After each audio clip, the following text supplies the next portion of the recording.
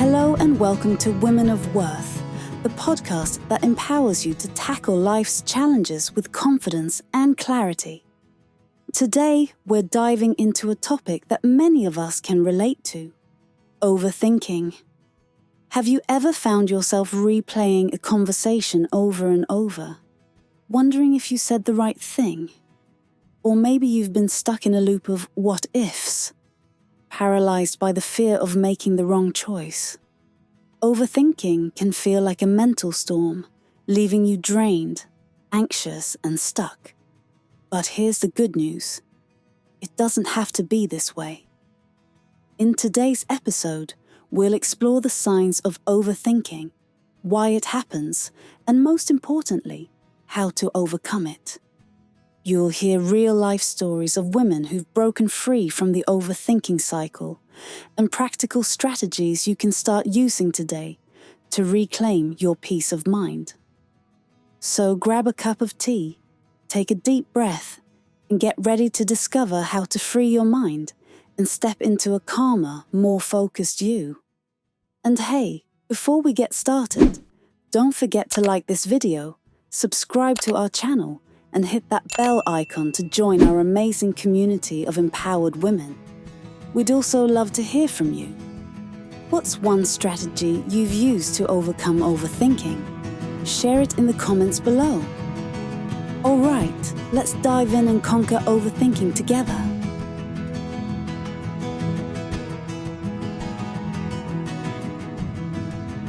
Welcome to our deep dive, all about the power of letting go.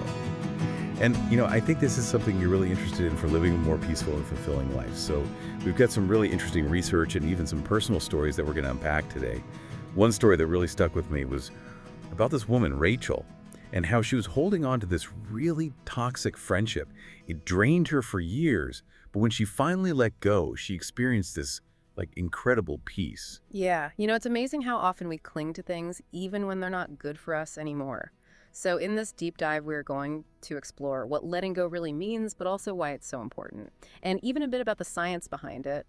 I am so ready to dive in. The sources we've got for this episode really emphasize that letting go isn't about giving up. It's more about creating space for something new. Yeah, exactly.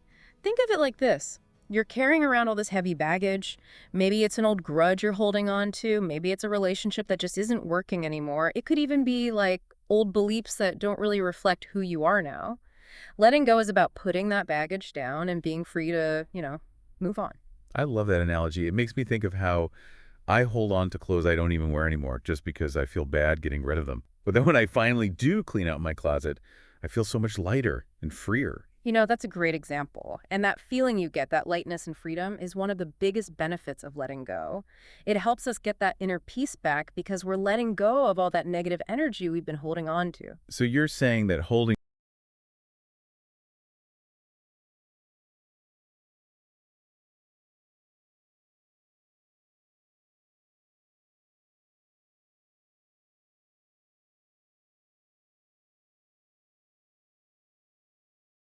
Welcome in, everyone. Today we're going to do a deep dive on something I think a lot of us struggle with, especially women: overthinking. We're looking at SO2 ET8, overthinking and overcoming, strategies to free your mind for women. It's a great resource. It features stories of women like Maria. She's a project manager who keeps replaying every work conversation in her head. Did I say the wrong thing? Did I mess up? Right. And then there's Sarah. Overanalyzing cost her some amazing job opportunities. Yeah, the source makes a really good point that these aren't just, isolated things. These are actually symptoms of a bigger pattern. Yeah. Especially for women. We face so much pressure from society. Yeah. Well, let's talk about those pressures for a second. Sure. Let's talk about women juggling all these different roles. Right. Daughter, mother, friend, professional, and somehow we're supposed to be perfect in every single one. Exactly. No wonder we're always second-guessing ourselves. It's like we're constantly walking this tightrope. Right. Afraid of messing up. And that fear of not being good enough, it just makes us overthink even more. We get trapped in this cycle of trying to avoid mistakes by just thinking and thinking and thinking about everything. Yeah. But that can actually lead to not doing anything at all. It's so true. The source even mentions a study from the Journal of Behavioral Therapy that found this really strong connection between being a perfectionist and overthinking. Mm. And it's not just some abstract idea either. You see it in Tanya's story. She's a teacher, and she's so haunted by past mistakes she made in the classroom that she can't even plan her lessons for the future.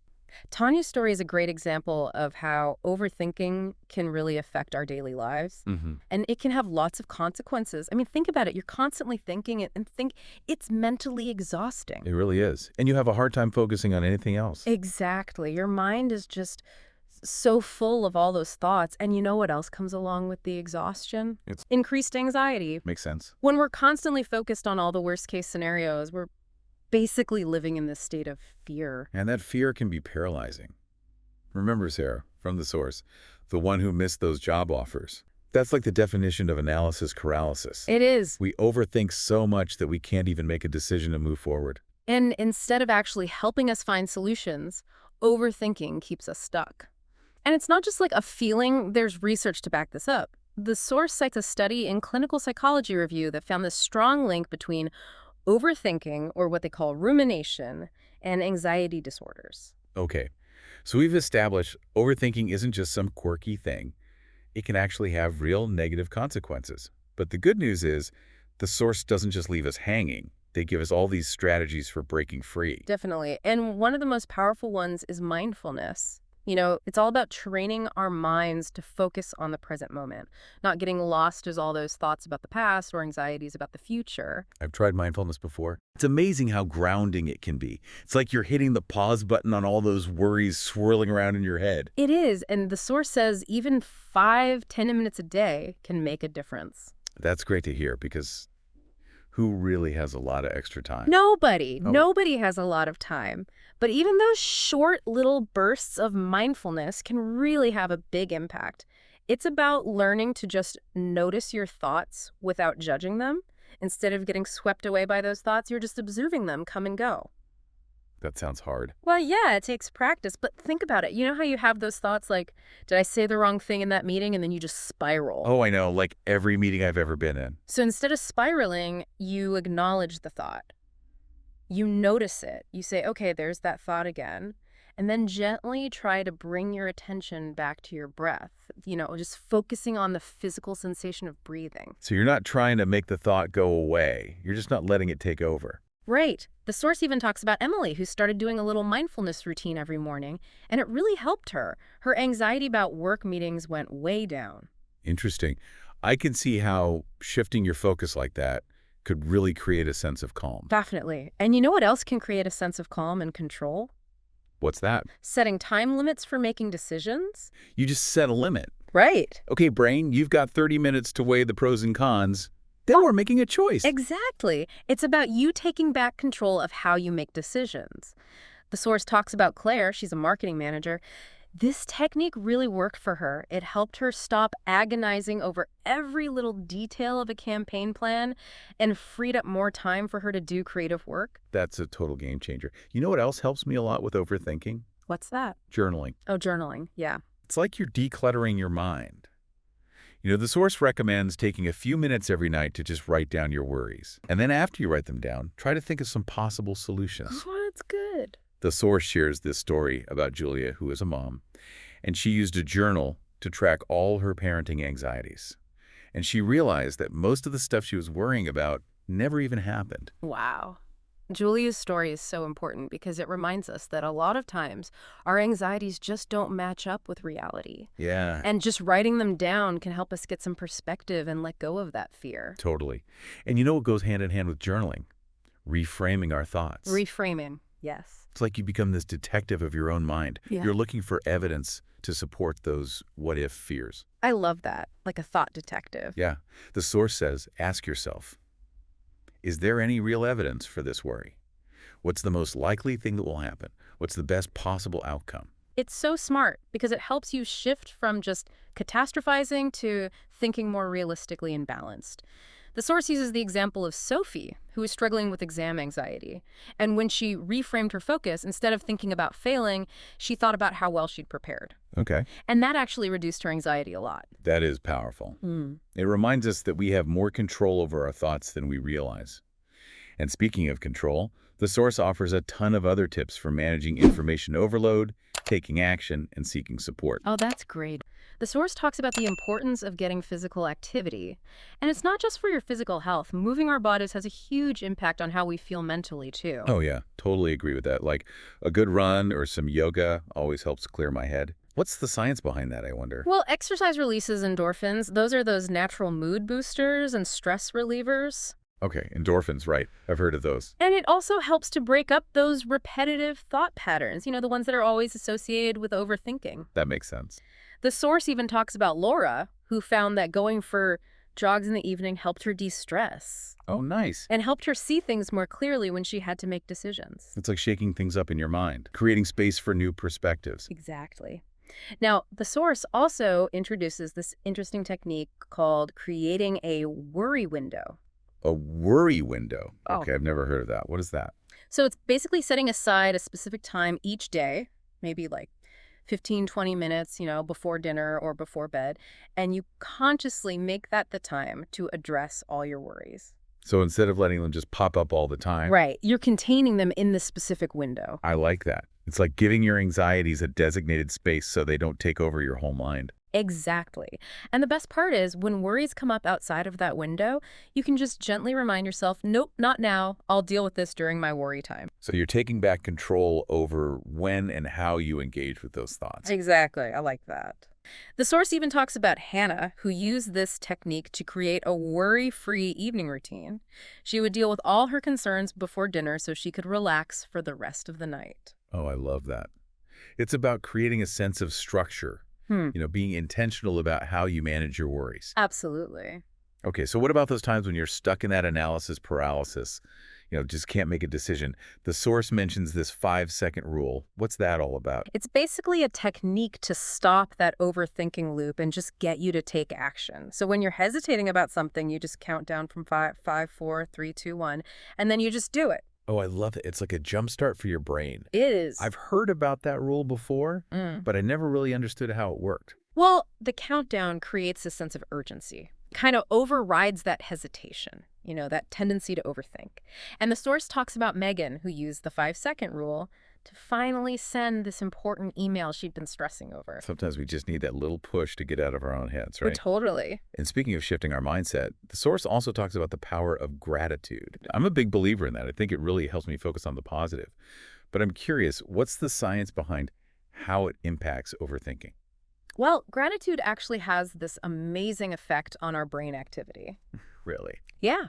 The source says that it reduces activity in this part of the brain called the default mode network, and that's the part that's associated with overthinking. Interesting. So when we're practicing gratitude, we're actually calming down the very area of the brain that's responsible for all those repetitive thought patterns. Exactly. And it doesn't have to be some big thing. No. The source recommends just starting or ending your day by listing 3 things, no matter how small, that you're grateful for. 3 things, okay. They even share Emily's story, who found that just taking a moment to think about her supportive family and her stable job, that really helped her stop dwelling on those little work frustrations. Yeah, I get that. It's such a simple shift in perspective. Like instead of focusing on what's missing, you're intentionally choosing to appreciate what you have. Right. And along those same lines, the source talks about developing this what's next. Tell me more about that.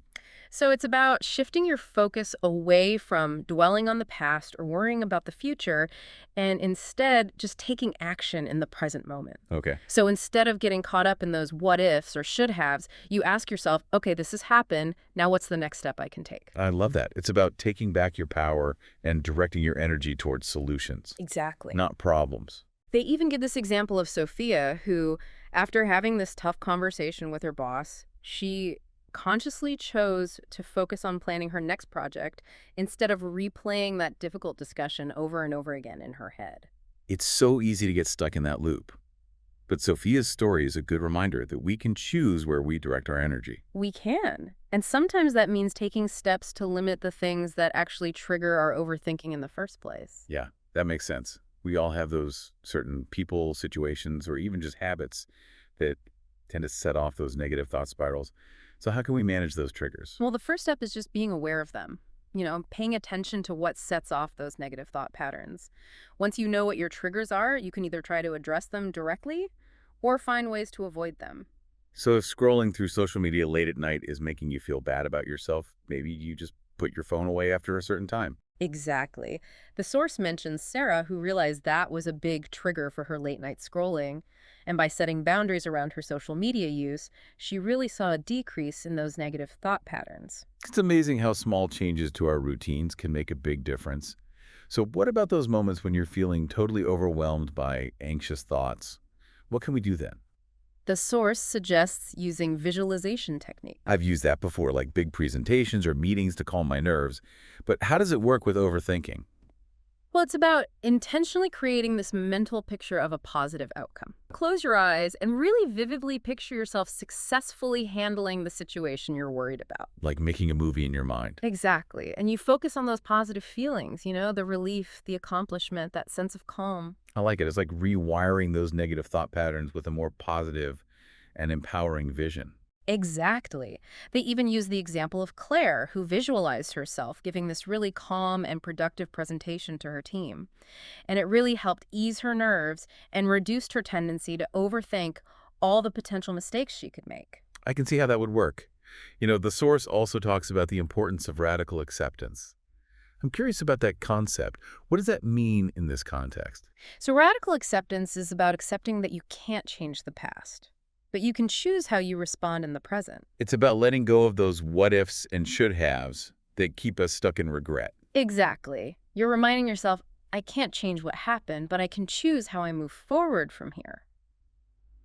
They share Olivia's story, who missed out on a job opportunity, but instead of dwelling on it, she chose to focus on preparing for future opportunities. It's about choosing empowerment over rumination. Yes. Sometimes you just need a little distraction to break those overthinking cycles. And the source actually suggests using music or podcasts That's a good one. to shift your focus. Yeah, music and podcasts can be really great for just redirecting your attention away from those looping thoughts. Create a playlist of songs or podcasts that either get you energized or relax you, depending on what you need. The key is to choose something that engages your mind and lifts your spirits. Right. The source talks about Tanya, who used upbeat music during her commute to detach from work worries. I do that too. Sometimes listening to podcasts helps me get out of my own head. It's a welcome break from that internal monologue. It really is. And what about those what-if fears? The ones that keep popping up. Oh, those are tough. But the source recommends keeping a what-if journal. A what-if journal. What is that? So it's about facing those worst-case scenarios head-on. Like, you write down all those what-if fears that are bugging you, and then you write a logical response to each one. Oh, interesting. So you're taking those scary thoughts out of your head and putting them on paper where you can look at them more objectively.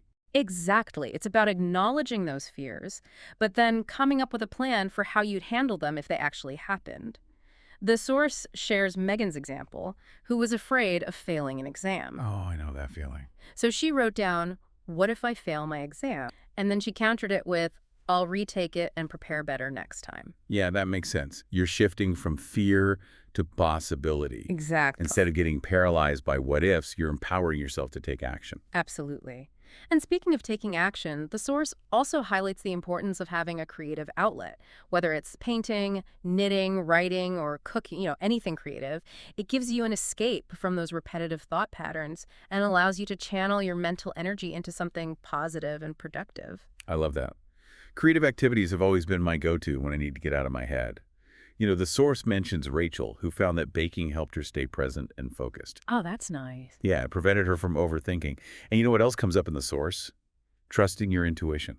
Intuition, yes. It's so easy to get caught up in overanalyzing everything, but sometimes your gut feeling just knows best. It does. How can we strengthen that connection to our intuition? Well, it starts with being aware of it. Pay attention to those little nudges, those gut feelings. The source suggests that when you have to make a decision, try going with your initial instinct, that first feeling you had, and just commit to it. Don't keep going back and forth. It's like silencing that inner critic and trusting your inner wisdom. Exactly. They give this example of Lisa, who chose an outfit for an important event without second-guessing herself, and it saved her so much time and anxiety. That's a great example of reclaiming that inner confidence. It is. Trusting yourself to make the right choices. Are there any other strategies that tap into that sense of inner strength? Oh, yeah.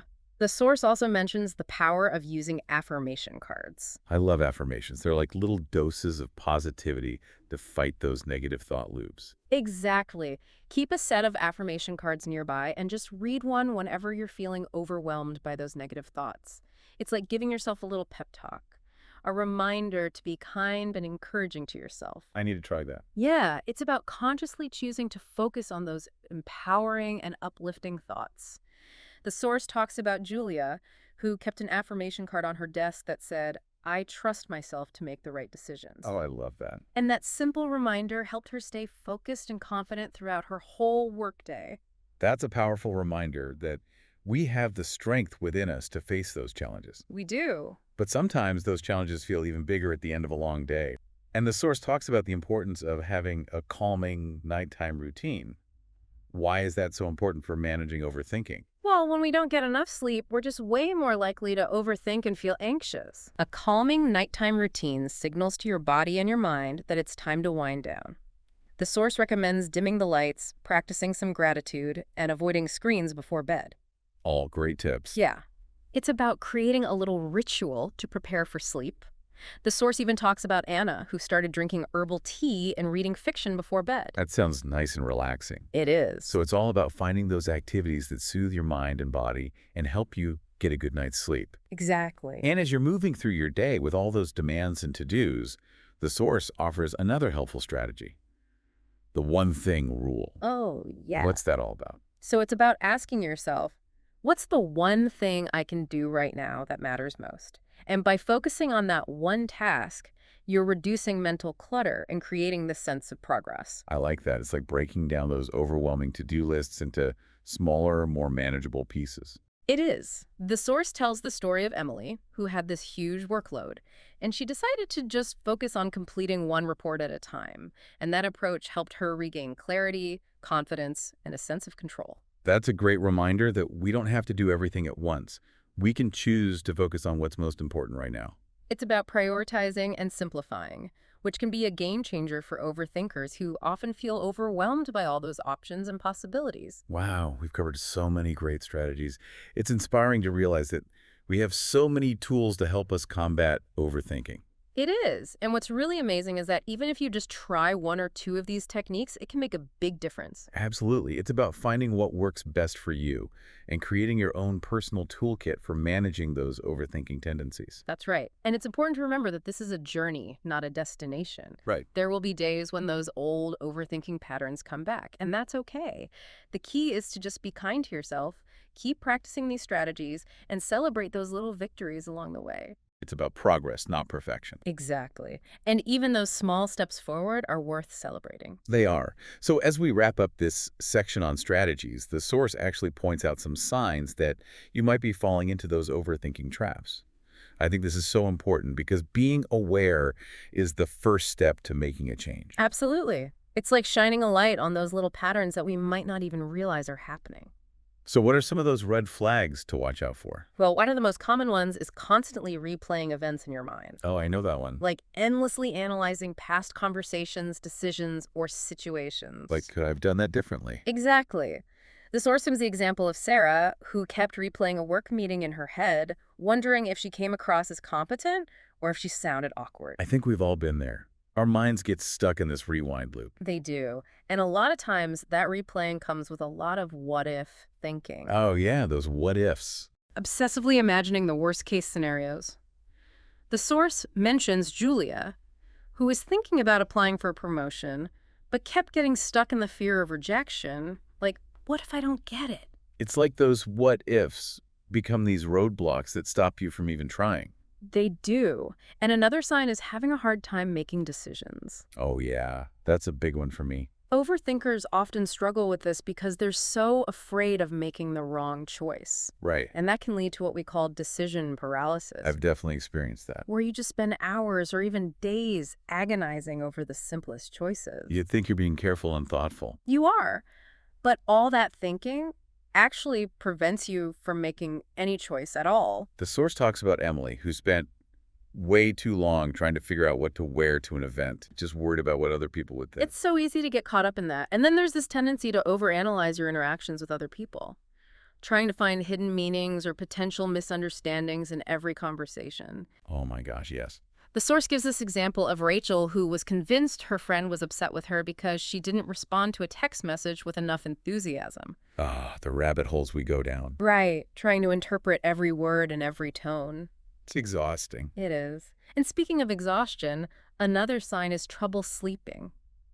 When your mind is racing with all these thoughts and worries, it's almost impossible to quiet it down enough to fall asleep or stay asleep. I've been there, lying awake at night, replaying the day's events, or stressing about tomorrow's to-do list. The source even mentions Laura, who developed insomnia because she couldn't stop replaying thoughts in her head. It's a vicious cycle because then the lack of sleep makes the overthinking even worse during the day. It does. And overthinking doesn't just affect your mental health. No. It can show up physically, too. Really? Yeah, things like headaches, tension, or fatigue.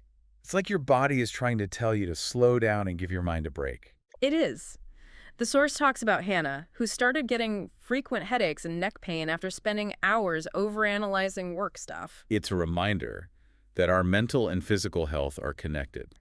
And another sign is needing constant reassurance from other people. You're always second-guessing yourself, asking your friends, family, or colleagues if you're doing the right thing. The source even gives the example of Lisa, who kept asking her coworker if her email sounded professional enough before sending it. It's like you don't trust your own judgment. Always need that external validation. And then, even when you finally make a decision, you might find yourself second-guessing that choice too. Oh, I hate that. Constantly going back and forth, wondering if you did the right thing. The source mentions Megan, who booked a vacation but then kept wondering if she should have picked a different destination or waited for a better deal. You can't let yourself just commit to the decision and move on. It's so hard to let go. And with all that mental chatter going on, it's no surprise that overthinking makes it hard to focus. Right, your brain is overloaded. The source gives the example of Claire, who couldn't concentrate on work because she was replaying an argument she had with her partner over and over in her head. It's like having a million tabs open in your brain. Yeah. All competing for your attention. It is. And then, probably the most frustrating part is that all this overthinking can lead to avoiding action altogether. What do you mean? Well, the source explains that overthinkers often procrastinate or delay making decisions because they're so busy analyzing every single possible outcome. They use the example of Sophie, who wanted to start her own business but kept putting it off because she couldn't stop thinking about all the potential problems and risks. It's like those fears become paralyzing, and they stop you from going after what you really want. And a lot of times, this avoidance of action comes with negative self-talk. That inner critic that tells you you're not good enough, not smart enough, not capable enough. The source talks about Tanya, who made a small mistake at work and then just kept beating herself up about it. Like, I always mess things up. Exactly. Just fueling that self-doubt. And that ties into another big part of overthinking. Fear of failure. We're so focused on avoiding mistakes that we don't take any risks or try anything new. And that holds us back from growing. The source gives the example of Maria, who turned down a chance to do some public speaking because she was terrified of messing up. It's like those fears create a cage around you, limiting your potential. They do. And finally, the source points out that feeling overwhelmed is another common sign of overthinking. When your mind is so full of thoughts, it's hard to prioritize, make decisions, or even just relax and enjoy the moment. It's that feeling of mental gridlock. Exactly. Wow, that's a lot to think about. It's incredible how many ways overthinking can show up in our lives. It really is. But the good news is that just by being aware of these signs, you're already taking a step in the right direction. So we've seen all these different ways overthinking can show up. It's not just in our heads, it's in our bodies, our sleep, everything. Yeah, it really affects every part of us. And once we see those patterns, it's easier to understand why it can be so draining. Totally. So now that we know what to look for, where do we go from here? Well, the good news is we've talked about a lot of great strategies already. Mindfulness, reframing, setting those time limits, having a worry window. Right, so many tools to work with. And what I really like about this source is it doesn't say there's just one right way to do things. Yeah, everyone's different. It encourages us to try different things and see what works best for us. Exactly. It's about making our own personalized plan for dealing with those overthinking habits. Right. Find what helps you break free from those thought loops and feel more at peace. And as we start trying these things, the source reminds us to be kind to ourselves. We don't have to be perfect at this right away. It's about progress, not perfection. Absolutely. Overthinking is a habit, And it takes time and effort to change any habit. There will be times when those old ways of thinking come back. And when that happens, just notice it. Yeah. Don't judge yourself. Just gently bring your attention back to the present moment. It's a practice, right? Learning to manage our minds and find that inner calm. It is a practice, and it's worth it. As we get better at handling overthinking, we can experience life more fully with more joy and confidence. So to wrap up this deep dive, I want to go back to that question the source asked. What if, instead of being afraid of failure, we saw it as a chance to learn? That's a powerful way to think about it. Imagine what we could do if we weren't so scared of making mistakes. What if we saw those mistakes as feedback, as opportunities to learn and grow? It reminds us that growth and learning often involves some discomfort. Trying things and maybe not getting it right the first time. That's when we discover how strong and resourceful we really are. And when we approach things with more compassion and a focus on growth, we can be more creative, more innovative, and ultimately more fulfilled in our lives. It's about embracing the whole journey, even the bumps along the way, because those bumps can lead to amazing discoveries. Couldn't agree more. Well, I think that's a great place to end. Thank you so much for joining us on this deep dive into overthinking and overcoming. And remember, you're not alone in this. We all have the power to create a calmer, more mindful life for ourselves. It was wonderful exploring this with you. Thanks for listening, everyone.